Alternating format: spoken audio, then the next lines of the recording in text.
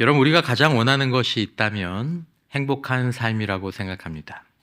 그리고 행복한 죽음을 원하죠. 삶과 죽음은 사실은 서로 연결이 되어 있습니다.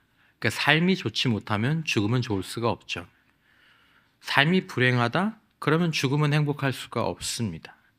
그리고 죽음이 만약에 불행하다면 죽음 이후에 영원한 삶 역시 행복하리라고 얘기하거나 예측할 수 없습니다. 여러분, 진정한 행복은 삶과 죽음의 문제, 그리고 영혼에 이르는 운명과 연관된 문제입니다. 행복해야 되는 거죠. 여러분, 그래서 우리는 질문합니다. 행복한 삶이란 어떤 것일까? 나는 행복하게 살고 싶은데 어떻게 해야 행복하게 살 수 있을까? 여러분께서는 이 질문에 대한 분명한 답을 혹시 가지고 계십니까? 행복한 삶은 이런 거야. 그리고 행복한 삶을 살려면 이렇게 살면 돼. 이렇게 살아야 돼. 여러분, 우리는 원하든 원하지 않든 2026년 새해를 맞이하게 됩니다. 보름 정도 남았죠. 젊은 사람들에게 이 젊다라는 기준을 어디다 두어야 될지 모르겠지만 한 해가 저물고 새해가 되는 것이 그렇게 큰 부담으로 다가오지 않을 것입니다. 2026년 됐네. 다이어리 사고 운동하고 이렇게. 하지만 어느 때부터인가 새 달력을 받는 일이 좀 부담이 되는, 그렇게 기분이 좋지 못할 수도 있죠. 제가 인품이 참 좋은 선배 목사님과 이게 올해 이렇게 좀 교제하는 시간들이 있었는데, 이제 올해 60이 되셨나 아니면 작년에 60이 넘으셨나 하여튼 소위 말하는 환갑을 지나셨어요. 그분이 사석에서 진심으로 들리는 저에게 저게 진심이구나 이런 느낌이 들었는데, 뭐라고 얘기냐면 60이 넘으니까 60이 되니까 되게 서글퍼, 그 얘기야. 서글프다고 하시더라고요. 60 되신 분이 서글프다는 말을 하면 젊은 사람이 한창 나이에 괜한 소리를 한다, 핀잔 놓으실 분들이 아마 여기는 좀 많이 계실 것 같습니다. 하지만 어느덧 이렇게 흐른 세월 앞에서 한 해가 갈 때 서글픔 이상의 감정을 느끼시는 분도 계시리라고 생각합니다. 세월 너무 빠르다. 이렇게 내 인생이 저물어 가는 거냐. 요즘은 60에서 70세 이런 때는 사실은 노인이라는 말이 어색할 정도로 모습이 젊고 기운도 넘치시죠. 그러니까 이 연령대에 계신 분들 이렇게 보면 할머니라고 부르기에는 좀 이렇게 이렇게 입이 안 떨어지는, 할아버지 이렇게 입이 안 떨어지는 그런 모습입니다. 그럼에도 불구하고 우리는 이 흐르는 세월의 강물 위에서 서글픔, 또 한 해 한 해 지나갈 때마다 불안, 또 뭔가 어떤 두려움들이 조금씩 커지는 것을 느끼기도 합니다. 그러는 가운데 이렇게 어떻게 한 해가 흘렀고 또 새해를 보름앞둔 우리는 또 새해를 바라보면서 무엇인가를 해야 된다라는 그런 압박감을 받죠. 그리고 사실 그 압박감을 느껴야 합니다. 한 해가 바뀌는데도 그냥 느낌도 없고 결단도 없고 반성도 없는 건 인생을 제대로 살고 있지 못하다라는 가장 강력한 증거이기도 할 것입니다. 흐르는 세월의 강은 영원히 흐르지 않습니다. 그리고 우리가 한 해를 살아 오늘 여기까지 이른 것은 사실은 당연한 일도 아닙니다. 올해 우리 곁을 떠난 사람들도 있고, 여러분, 우리는 시간과 생명이라는 무엇과도 비교할 수 없는 선물을 받아서 오늘까지 이르는 것입니다. 2026년은 우리의 권리일까요? 하나님은 2026년 12월까지 우리를 당연히 살아있게 하셔야 될 의무를 지고 계실까요? 여러분, 세월의 강은 언젠가 끝이 나게 되어 있습니다. 이 강이 어디서 언제 어떻게 끝날지 예측이 안 됩니다. 이게 세월의 강의 특징 가운데 하나죠. 만약에 우리 가운데 내 세월의 강이 1년 후에 멈추는구나, 2년 후에 멈추는구나, 혹시라도 이런 것을 알게 될 기회가 있다면 오늘 비록 우리의 삶이 좀 수고롭다 하더라도 그것은 복 중의 하나입니다. 죽음을 준비할 수 있으니까. 여러분, 우리의 삶 가운데에서 이 세월의 강이 흐르는 가운데 가장 좋은 시간은 바로 오늘이죠. 내일보다 오늘이 더 좋은 날입니다. 현재가 가장 중요하죠.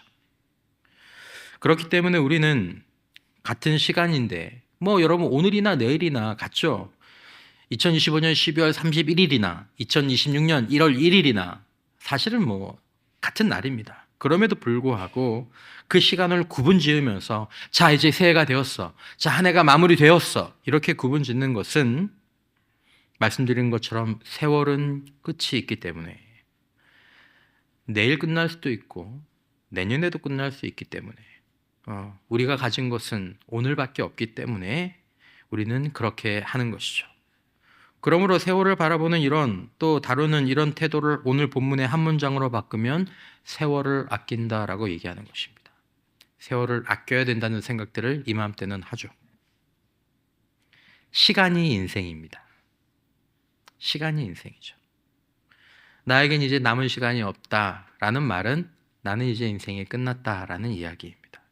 그리고 그 인생이 없다면 삶을 위한 조건들은 아무 의미가 없습니다. 은행의 잔고, 뭐 어떤 명예, 외적인 사역의 부흥 아무 의미가 없습니다.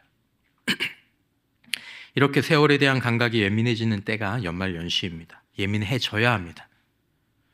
우리의 둔해진 세월 감각, 그냥 살지. 그것을 다시 예리하게 세우고 세월을 아껴야 하죠. 왜냐하면 세월을 아끼는 것이 인생을 아끼는 것이기 때문입니다. 자, 해가 바뀌는 이정표를 지나는 지금 우리가 세월 감각을 곤두세우고 세월을 아끼고 인생을 아끼는 삶의 방식은 무엇인가 이것을 생각하기 가장 좋은 때이고 필요한 때입니다. 지난주에 이어서 오늘 그런 말씀을 여러분들과 말씀을 통해 나누고자 합니다. 자, 우리는 다 세월을 아끼려고 합니다. 세월을 아낀다라는 말은 그럼 무슨 말일까요? 세월을 아끼는 지혜를 가지라고 하는데 그럼 그 지혜를 가진 사람은 어떤 사람일까요? 우리가 얼핏 생각하는 것처럼 시간 관리를 철저히 해서 10분 단위로 이동하면서 많은 일을 해내면 그것이 세월을 아끼는 것일까요?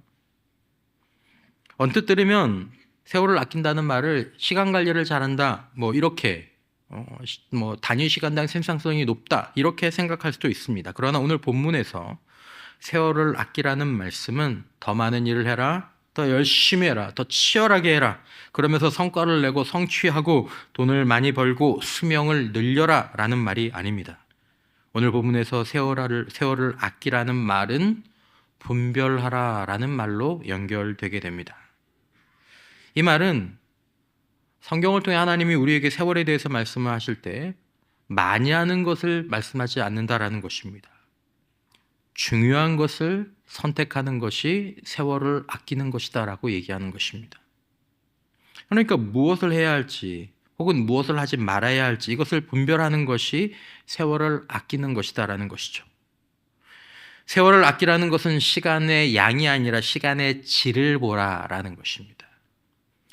세월을 아끼라는 것은 시간을 확보하라는 것이 아니라 지금 그 시간, 내가 가지고 있는 이 시간, 그리고 내 인생의 방향이 어디로 흘러가고 있는지를 확인하는 것이 세월을 아끼고 인생을 아끼는 것입니다. 왜 그럴까요, 여러분? 설교 시작하면서 제가 함께 질문을 던졌습니다. 신자든 신자가 아니든 우리 인생에서 가장 중요한 것은 행복이라고 말씀드렸습니다. 행복하게 살라. 어느 날 문득 내 삶에 다가오는 결국엔 나도 피할 수 없는 그 죽음의 시간을 행복하게 맞아들이고 그리고 행복한 영혼을 바라보는 것, 이것이 우리에게 가장 중요한 일입니다. 그것을 위해서 사도 바울은 우리가 세월을 사용하는 방식의 경고를 보내고 있는 것입니다. 그리고 그 경고는 생산성의 부족이 아니라 방향의 문제를 얘기하고 있다는 것이죠. 얼마나 하느냐가 아닙니다. 무엇을 하고 있느냐 이걸 분별해야 된다라고 경고하고 있는 것입니다. 성령께서 사도 바울을 통해 말씀하고 계십니다. 많은 사람들이 지혜 없는 자처럼 어리석게 행한다. 그 말씀은 그들에게 주어진 유한하고 언제 끝날지 모르는 세월을 행복이 아닌 것들을 위해, 행복할 수 없는 것들을 위해 자신의 행복을 깎아가며 사용하고 있다라는 것입니다. 행복을 원하면서 불행을 위해 세월을 사용하는 거죠. 그것도 아주 열심히 잠을 포기해가며 돈을 들여가며 행복을 팔아서 불행을 사기도 한다라는 것입니다. 여러분 다시 한번 우리가 생각해 봅시다. 우리는 행복한 인생이 무엇이고 이 세월을 가지고 어떻게 살면 행복한 삶, 행복한 죽음, 영원한 행복에 이룰 수 있는지 우리가 알고 있을까요? 그리고 우리 주변의 사람들은 알고 있을까요? 우리가 살아가는 이 세대, 우리의 시대 정신은 그것을 알고 있느냐라는 것입니다. 여러분, 우리는 올해처럼만 내년에도 살면 행복해지고, 그래, 이제 올해처럼 사는 방식을 조금 더 열심히 살면 올해보다 내가 더 행복해지고, 그런 삶을 살고 계십니까? 지금처럼 살다가 우리의 운명대로 혹시라도 머지않은 시간에 세상을 떠나게 되면 우리는 그때 과연 행복하게 죽음을 맞이하고 나를 기다리고 있는 영원한 행복을 바라볼 수 있겠느냐라는 것입니다.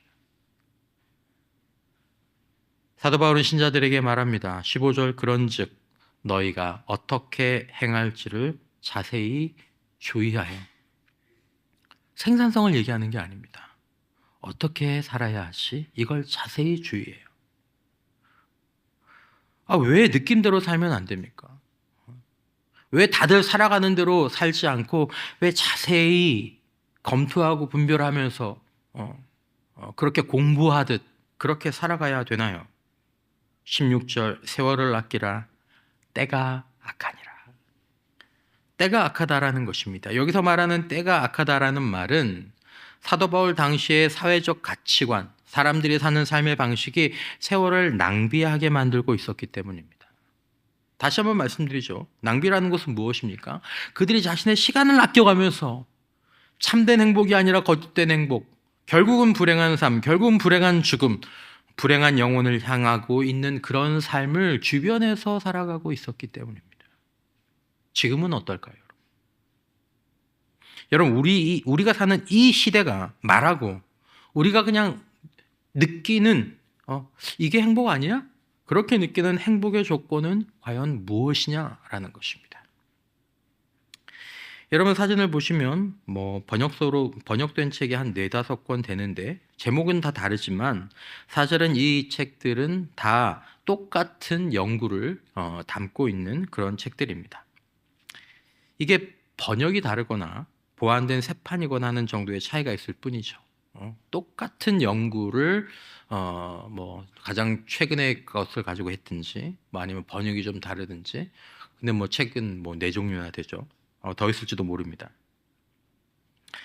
이게 무슨 책이냐 하면 한번 소개해드린 적도 있지만 지금까지 행복에 관해서 행해진 연구 가운데 하버드 대학에서 행해진 연구 가운데 가장 긴 연구입니다. 모든 연구를 행복에 대한 모든 연구를 통틀어서 가장 길게 해온 연구입니다.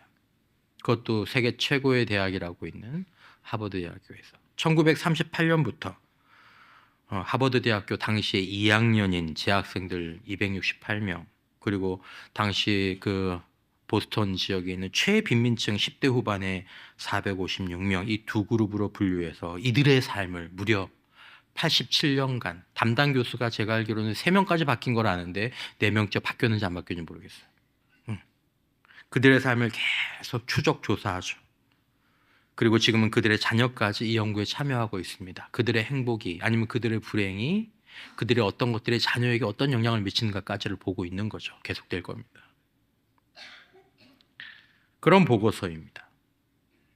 자, 이 긴 그리고 이 많은 노력과 이 물질이 이렇게 집약된 이 연구에서 결론들이 나오는데 이 책들에서 이 연구에서 행복에 대해서 사람들이 가지고 있는 오해가 있다라고 말합니다. 그것은 무엇이냐면 첫 번째 성취라는 신화가 있다라는 거죠. 행복이 마치 무슨 상을 받는 거예요. 목적지에 도달하는 것 같은 그런 성취를 행복이라고 생각하는데 그게 아니다라는 거죠. 우리는 그걸 생각하는 거죠. 1등이 되면 뭘 이루면 어디에 도착하면 또한 이 연구가 말하는 것은 부와 명성에는 한계가 있다는 것입니다. 사람들의 80% 이상이 사전에 설문조사를 해보면 당신의 인생의 목표가 뭡니까? 라고 얘기했을 때 특별히 젊은 사람들, 현대인들이 거기에 80%에 뭐라고 해석했어요? 제 인생의 목표는 그 말은 내가 행복해지는 방법은 부자가 되는 겁니다. 80%가.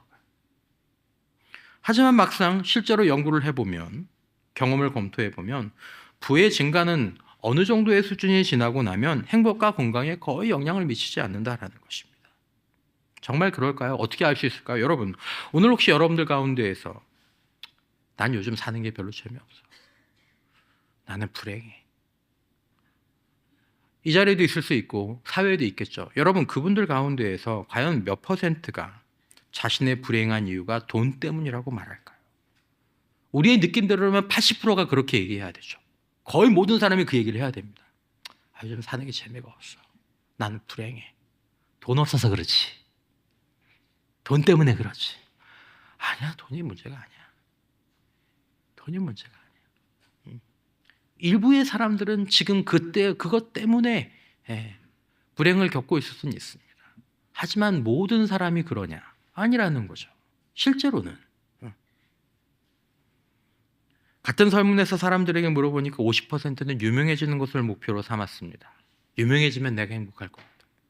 하지만 실제 조사를 해보면 대부분의 유명인은 그 유명세 때문에 오히려 건강이 나빠지고 인생이 망하는 경우를 우리가 봅니다. 또 한 가지, 여러분, 이 연구가 말하는 내용은 사람들이 정서를 제대로 예측하지 못한다라는 말입니다. 못한다라는 이 정서 예측. 이게 무슨 말이냐면 이런 거죠. 사람들에게 먼저 조사를 합니다. 사전에 나는 이러면 행복할 것 같아요, 나는 이러면 불행할 것 같아요, 난 이러면 기분이 좋을 것 같아요, 이러면 기분이 나쁠 것 같아요. 그렇게 예측합니다.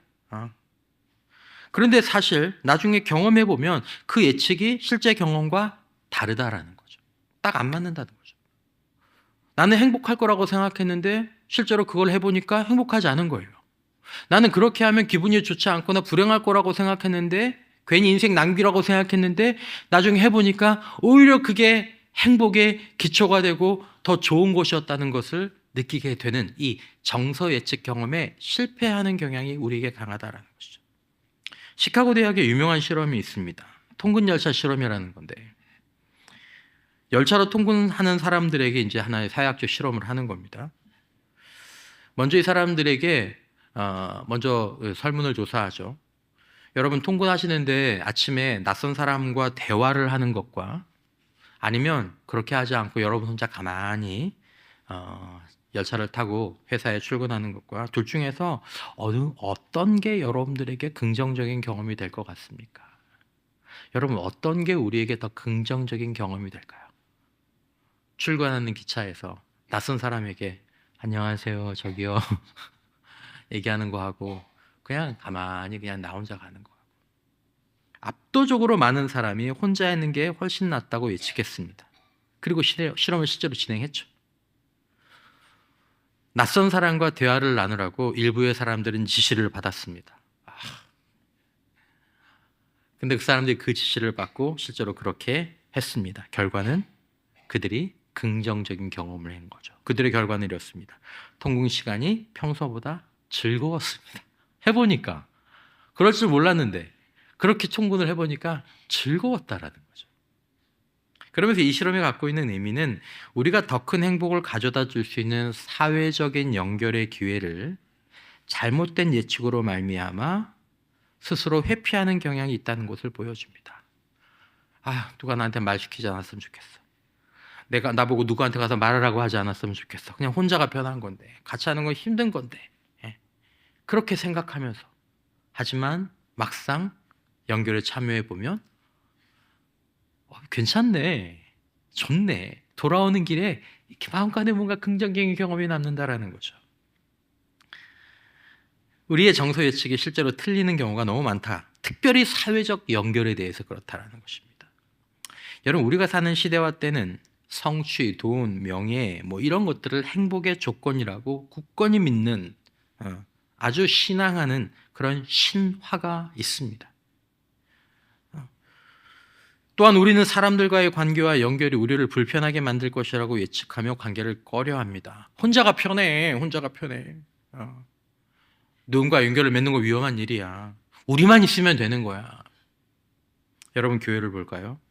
여러분 가운데 처음 저희 교회 오실 때 나는 예배가 마친 후에 이 교회 가면, 신도복교회 가면 예배 마친 후에 교회 안에 계신 낯선 사람들하고 대화도 나누고, 그리고 소그룹에 얼른 참여해서 삶도 나누고, 내가 그렇게 해야지라고 생각하시는 분은 많지 않습니다. 거의 없습니다. 소그룹에 참여하시겠어요?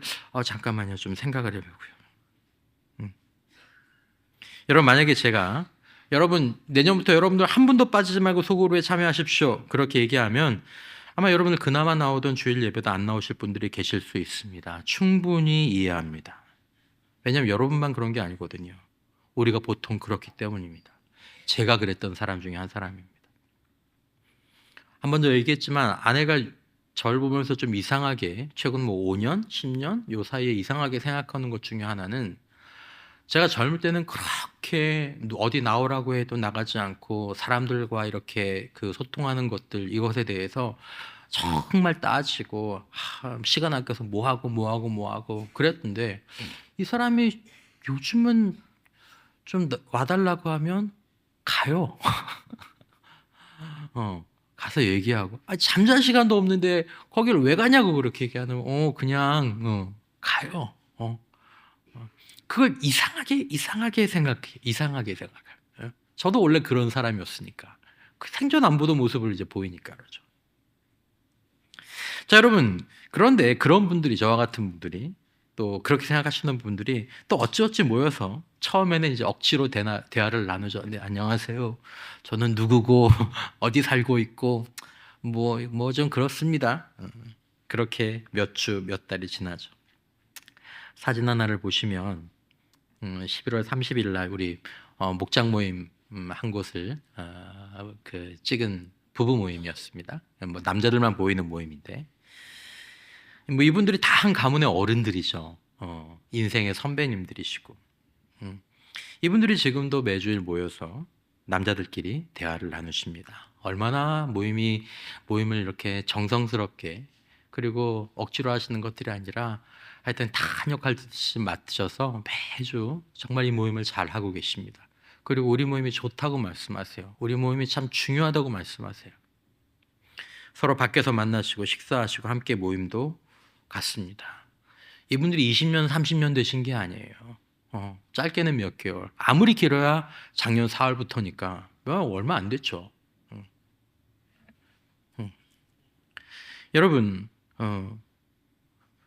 여기 계신 분들 가운데서 많은 분들이 저희 교회에 등록하실 때, 그 교회는 목장이 너무 좋대, 목장 모임 꼭 잘해야지, 그렇게 해서 등록하셨겠습니까? 여러분, 제가 잠시 제 입으로 말하기는 민망하지만 여러분 웃으시라고 제가 드린 말인데, 세가족으로 오신 분들이 먼저는 하나님을 보시고 그 다음에 보고 누구 보고 왔을까요? 저 보고 왔죠. 저 보고 오셨어요. 내 말이 아니라 그분들이 그렇게 얘기를 했어요. 목사님 보고 왔다고. 여러분, 근데 이렇게 모여 이 성도님들이 뭐 그럴 리가 없이가, 만약에 제가 새해부터 뭐 저희 교회 사역을 못 한다고 합시다. 저기 이제 안 한다고 합시다.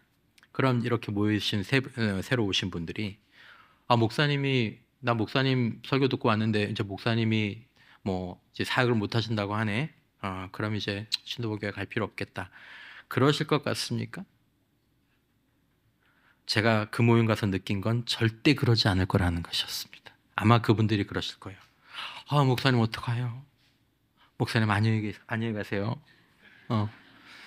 이후로도 행복한 사역 하시기 바랍니다. 저희들은 열심히 여기서 신앙생활 하겠습니다. 왜 그렇죠? 목사를 보고 왔어요. 관계를 보고 관계를 보고 오신 게 아니에요. 근데 시간이 지나고 나면 어떤 힘이 더 강해집니까? 목사는 뒤로 가고 관계의 힘이 더 강해집니다. 왜냐하면 이게 진실이기 때문입니다. 뭐 제가 어떤 목장이라고 얘기는 좀 안 하겠습니다만은, 거기도 이제 새가족들이 많이 함께 하시는 목장이에요. 거기도 목장이 너무 좋아요. 거기도 교회 오신 지 얼마 안 되신 분들이 많이 계신데, 그분들도 분명히 그렇게 얘기했거든요. 정말 그렇게 얘기했어요. 저는 목사님 보고 왔습니다. 딴 거 안 보고 목사님 보고 왔습니다. 근데 최근에 이제 연말에 목장 편성을 하는데 뭐 이제 목장이 이렇게 서로 나뉜다 뭐 이런 얘기를 어디서 들었나 봐요. 근데 그분이 그렇게 했다 그분들이 이렇게 한 분이 이렇게 얘기했다 그러더라고요. 갈라진다고?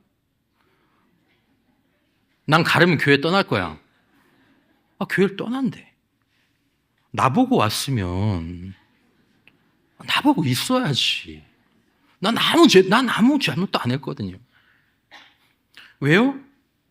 이제는 목사보다 뭐가 더 중요한 거예요? 관계가 더 중요하고 관계가 더 좋은 겁니다. 여러분, 그럼에도 불구하고 저는 여러분들 모두가 그렇게 되시기를 진심으로 바랍니다. 목장 평성 가지고 교회 떠나라는 얘기가 아니고, 여러분 꼭 기억하셔야 됩니다. 좋은 목장이 가능한 이유는 좋은 교회가 있기 때문인 줄 믿습니다. 좋은 목사가 있기 때문이라고 여겨주시기 바랍니다. 여러분, 이렇게 함께 하시는 분들이 처음에는 낯선 사람들과 모이는 목장 모임을 생각하면서 긍정적인 기대를 가지고 있느냐? 그렇지 않다라는 거예요. 여러분들도 마찬가지일 겁니다. 두려움도 있고, 상처도 있고, 행복을 누리고 위로를 나누게 될까 생각하면서 시작하시는 분들이 많지 않습니다. 이런 목장들이 처음부터 좋았고 늘 좋기 때문에 이제 이 목장에서 어떻게 보면 목사님의 말씀보다 더 이 목장의 관계가 더 중요한 그런 목장이 되었을까요?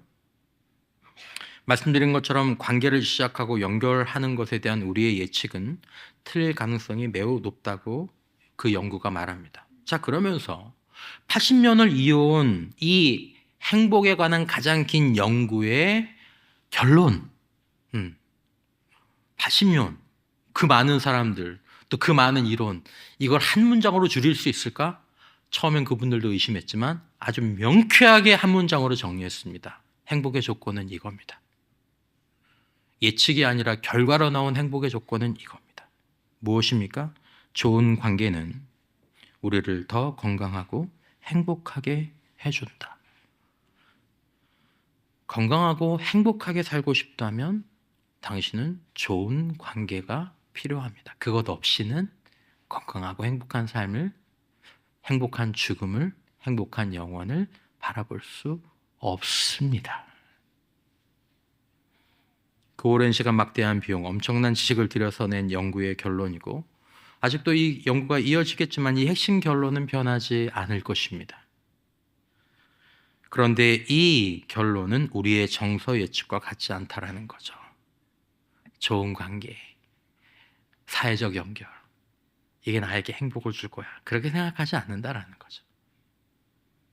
행복에 대한 우리의 정서 예측은 늘 어디에 있습니까? 돈, 성취, 명예, 쾌락.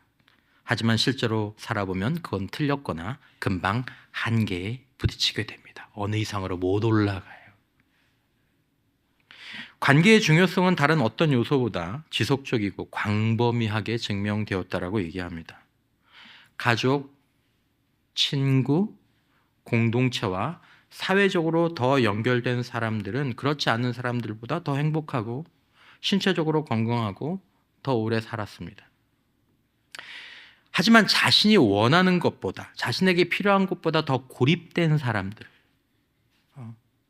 나는 연결이 필요하고 나는 친밀함이 필요한데 이제 거기에 고립된 사람들은 행복감이 떨어지고 중년기에 건강이 더 빨리 악화되고 뇌 기능이 더 빨리 저하되고 수명이 더 짧아졌습니다. 연구는 얘기합니다. 중요한 것은 친구가 얼마나 많으냐, 헌신적인 관계의 유무가 아니라 친밀한 관계의 퀄리티, 질이 중요하다라는 것입니다. 연구에 보면 어떤 사람들은 군중 속에서도 심지어 결혼 생활을 하고 있지만 그 안에서 외로움을 느낄 수도 있다는 거죠. 우리 집이 대가족이고 남편도 있고 아내도 있고 그런데 난 너무 외로워. 난 목장도 있고 교회도 다니는데 나는 너무 외로워. 여러분, 좋은 인간관계는 신체뿐만 아니라 뇌도 보호한다고 합니다. 80대에도 다른 사람들과 안정적인 애착관계를 유지하고 힘들 때 서로에게 의지할 수 있다고 느끼는 사람. 힘들다. 네, 의지할 수 있는 사람이 있지. 그런 목사님, 그런 장로님, 그런 권사님, 그런 집사님, 그런 목장 식구, 그런 뭐 전도회, 예. 그것이 있는 사람들은 기억력이 더 오래 선명하게 유지되는 것으로 나타났습니다. 자, 여러분, 우리 영혼이 두려워하면서도 동시에 간절히 바라는 것이 있다면 그것은 진실한 공동체입니다. 진실한 공동체. 진실한 공동체를 다른 말로 바꾸면 가족이죠. 우리에게 필요한 것은 우리의 행복한 삶, 행복한 죽음, 행복한 영혼을 위해 필요한 것은 가족입니다. 피가 중요한 것이 아닙니다. 육신이든 영적인 것이든 법적인 소속이 중요한 건 아닙니다. 등록증이 올라와 있고 교적에 올라와 있고 이게 중요한 것이 아닙니다. 분리되고 편성되고 이게 중요한 것이 아닙니다. 가족이 가족 같지 않은 그런 가정이 있고 영적 가족이라고 말하지만 그렇지 않은 교회와 공동체가 있습니다. 우리는 진실한 관계, 진실한 공동체를 우리 영혼이 간절히 원하고 우리에게 정말 필요하면서도 우리는 불편해하고 두려워한다는 것을 우리 자신에게 알려주어야 합니다. 여러분, 하나님은 하나님의 자녀들에게 여러분들이 아시는 것처럼 두 가지 기관을 주셨습니다. 너희들은 이걸 형성해라. 이것이 너희가 살아가기 위해 필요한 것이고 너희들이 유지하기 위해 필요한 것이고 너희들이 행복하기 위해 필요한 것이고 너희들이 하나님 나라를 살아가기 위해서 필요한 것이다. 무엇입니까? 하나는 육신의 가족인 부부가 중심이 되는 가정이고 또 하나는 영적인 가족인 그리스도가 머리가 되시는 교회, 영적 가족입니다. 여러분, 우리는 공동체 생활을 하다가 상처를 받는 것이 두렵습니다. 저도 뭐 새로운 분들과 교제를 하다가 그분에게 상처를 받거나 뭐 무리한 말을 듣거나 아니면 불편한 일이 생기는 거 두렵습니다. 아마 예전엔 제가 그래서 신경 쓰고 싶지 않아서 그런 관계들을 최대한 조심했는지도 모르죠. 실제로 그런 일이 있을 수도 있습니다. 여러분, 그러면 상처받을 위험이 있고 기분이 상할 위험이 있으면 그냥 홀로 신앙생활을 하면 될까요? 물론 그런 사람들이 일부 있습니다. 아주 시작도 못할 그런 사람들이 있습니다. 그건 분별해야죠. 그러나 여러분, 내가 상처 안 받고 어느 공동체에 들어가서 저기 들어가면 내가 상처 안 받겠다. 저기 들어가면 이제 말 때문에 뭐 시험 들 일 없겠다. 하여튼 잘 준비된 공동체, 그런 곳이겠다. 여러분, 그 공동체만 우리가 찾는다면 그런 공동체가 있을까요? 없죠. 그런 공동체를 찾고 있기 때문에 아직도 혼자인 것입니다. 아직도 공동체가 없는 거죠. 목사님, 가족이 되려면 그래야죠. 그렇습니까? 여러분, 집에서 부부 사이에서 상처 안 받으십니까? 상처 안 주십니까? 누가 또 그렇게 또 주셨어요? 기분 상하는 일 없습니까? 기분 상하는 말 없습니까? 배신도 있지 않습니까? 실망하고 실패하는 일이 하나도 없습니까? 아니죠. 그 일들 다 있습니다. 그런 일이 없어야 가족이 될 수 있다면 저와 여러분들은 어쩌면 가족이 될 자격이 없습니다. 왜냐하면 우리가 상처를 줄 수 있는 사람이잖아요. 실제로 우리가 상처를 주는 사람이고 실망을 안겨주는 사람이잖아요. 앞으로도 그럴 수 있고 아마 그렇게 될 것입니다. 여러분, 가족은 그것이 육신적인 가족이든 영적인 가족이든 상처나 실수나 실패나 심지어 배신이 없어서 가족으로 남는 게 아닙니다. 가족이기 때문에 참고 사과하고 용서하고 이해하려고 노력하면서 그러면서 가족으로 지금 남아있는 겁니다. 상처받는 일이 있겠지. 누가 또 이상한 말도 하겠지. 뭐 배신도 당하겠지. 실수도 하겠지. 근데 뭐 그게 가족이지 뭐. 가족인데 어떡하겠어. 그런 사람이 가족을 경험합니다. 가족의 보호를 누립니다. 그래도 가족이 있어서 참 좋다. 이걸 체험합니다. 일본의 그 CF에 나오는 카피인데 이 광고의 영상도 참 좋은데 시간이 없어 들어보지 못하지만 거기 이런 말이 있습니다. 가족은 처음부터 가족인 것이 아니다. 하루하루를 소중히 쌓는 것으로 가족은 가족이 되어간다. 여러분, 행복의 조건은 분명합니다. 우리에게 진실한 가족, 진실한 공동체, 그것이 있느냐 없느냐 거기에 달려 있습니다. 행복이. 여러분, 우리의 인생은 지금 어디를 향해 가고 있습니까? 우리의 세월은 무엇을 목표로 흘러가고 있습니까? 아유, 16년 벌써 다 왔네, 이 생각을 하면서 우리는 어디에 이 아깝고 이 소중한 세월을 투입하려고 하고 있습니까? 진실한 공동체를 세우고 진정한 가족을 만들어가며 그것을 지키고 가꾸는 방향으로 가고 있느냐라는 것입니다. 여러분, 우리는 기독교인입니다. 신자고 제자죠. 여러분, 이 정체성의 본질이 무엇인지 아십니까? 그 정체성의 본질은 영적인 가족의 이론이라는 뜻입니다. 여러분, 때로는 가족 가운데 그런 일이 있죠. 서로 말도 안 해요. 목사님, 우리 말하는 지 벌써 3달째요. 감정적인 말로 상처를 주고받기도 합니다. 같이 사내만해라고 얘기하기도 하죠. 그러나 그럼에도 불구하고 같이 예배하고 같이 모여 앉아 먹고 기도하고 말씀을 듣고 나누고 함께 섬기는 그 하루가 쌓여가면서 가족이 되어가는 것입니다. 그리고 돌아보면 그 가족만큼 내 인생에 잘한 것이 없고 그것이 행복의 근원이 되고 내 생명의 보호자가 되는 거죠. 여러분, 사도 바울은 인생을 아끼고 세월을 아끼는 방법, 유한하고 짧고 언제 끝날지 어떻게 끝날지 알 수 없는 인생을 행복하게 살기 위해서 이 시대의 행복에 대한 잘못된 신화를 분별하라고 이야기합니다. 행복에 대한 잘못된 신화를 쫓으면서 참된 행복으로부터 멀어지는 이 아이러니. 한 해 열심히 살았잖아요. 난 정말 잠도 못 자고 열심히 살았는데 그래서 행복하셨어요? 애쓰고 수고하지만 점점 더 허무해지고 공허해지는 지혜 없는 자들이 되지 말라고 말합니다. 세월을 아끼려면 17절에 나오는 것처럼 그러므로 어리석은 자가 되지 말고 오직 주의 뜻이 무엇인가 이해하라. 로마서 12장 2절, 너희는 이 세대를 본받지 말고 오직 마음을 새롭게 함으로 변화를 받아 하나님의 선하며 기뻐하시고 온전하시며 행복하게 하시는 그 뜻이 무엇인지를 분별하도록 하라. 여러분, 우리는 이 시대의 정신이 아니라 하나님의 뜻이 선하고 온전하시고 참된 행복이라는 열매를 우리 삶에 주신다는 것을 믿어야 할 줄 믿습니다. 무작정 믿으라는 게 아닙니다. 이 세대, 이때가 믿으라고 하는 것들을 따라가서 그것들을 본받으면 어떻게 되는지를 자세히 생각해 보라는 것이죠. 예상과 느낌이 아니라 결과를 보라는 것이죠.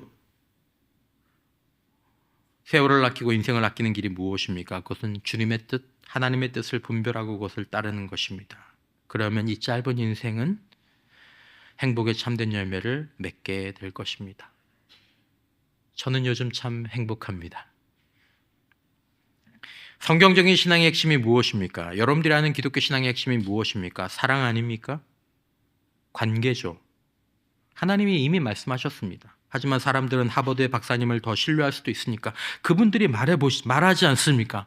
연구와 관찰과 느낌이 아니라 연구와 관찰과 결과를 가지고 사랑이 깊어지고 관계가 깊고 건강해지면 행복해집니다.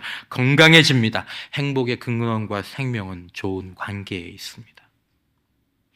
여러분, 성경적인 교회에서 그리스도를 중심으로 관계 중심의 신앙을 배우시고 그런 삶을 훈련하고 참여하시기를 바랍니다. 오직 주님의 뜻이 무엇인가? 하나님의 뜻이 무엇인가? 여러분, 주님의 뜻은 무엇입니까? 선함과 진실함과 거룩함이죠. 하나님을 사랑하고 이웃을 사랑하는 것이죠. 땅끝까지 이르러 주님의 제자 되어 제자 삼는 것이죠. 하지만 이것은 개별적으로 개인적으로 이루어지는 것이 아닙니다. 그것은 열매이고 결과입니다. 주님의 뜻에는 단계와 순서가 있습니다. 원리가 있습니다. 주님의 뜻은 무엇입니까?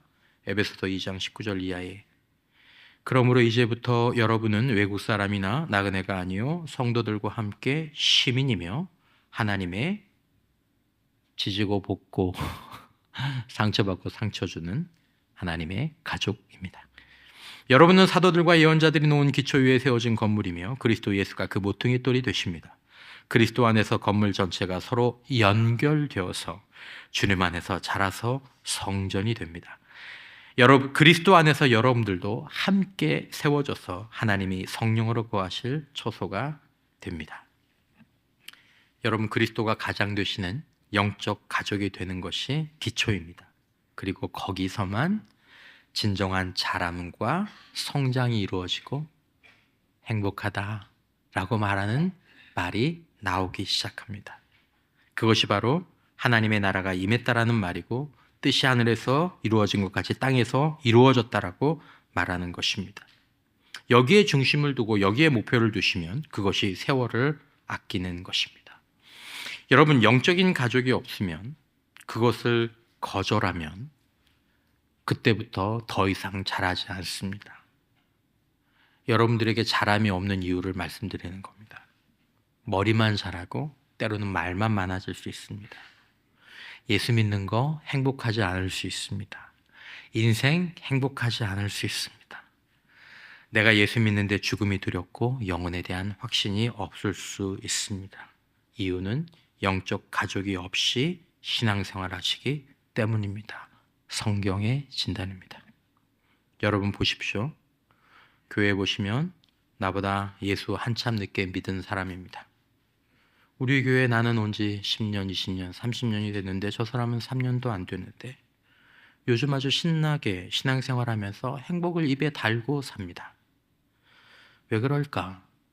그들을 보시면 그들에게 영적인 가족이 있는 것을 보게 될 것입니다. 세월의 강이 빠르게 흐르고 있습니다. 불안하기도 하고 염려도 되죠. 새해 무엇을 얼마나 계획하고 계십니까? 중요한 것은 얼마나 많은 일을 하느냐가 아닙니다. 우리는 바른 일을 해야 하고 시간과 세월의 방향이 중요합니다. 하나님과의 관계, 육신의 가족과의 관계, 영적인 가족과의 관계, 여기에 가장 먼저 그리고 충분히 세월을 사용해야 되는 것입니다. 회복하셔야 되는 것입니다. 그러면 참된 행복이 회복될 줄 믿습니다. 기억하시기 바랍니다. 가족, 좋은 관계, 진실한 공동체가 행복의 참된 조건입니다. 성취와 돈과 명예와 사역의 성공과 부흥은 여기에 따라와야 되는 것입니다. 이것들을 위해서 하나님과 가족과 영적인 공동체와 진실한 관계들을 팔아먹거나 무시하지 마시기 바랍니다. 이 약하고 어리석은 세대의 신화를 분별하고 오직 주님의 뜻, 하나님의 뜻이 참된 것임을 이해하고 분별하고 깨닫고 인생과 세월을 아끼며 행복해지는 저와 여러분들 모두가 되시기를 주님의 이름으로 축원합니다.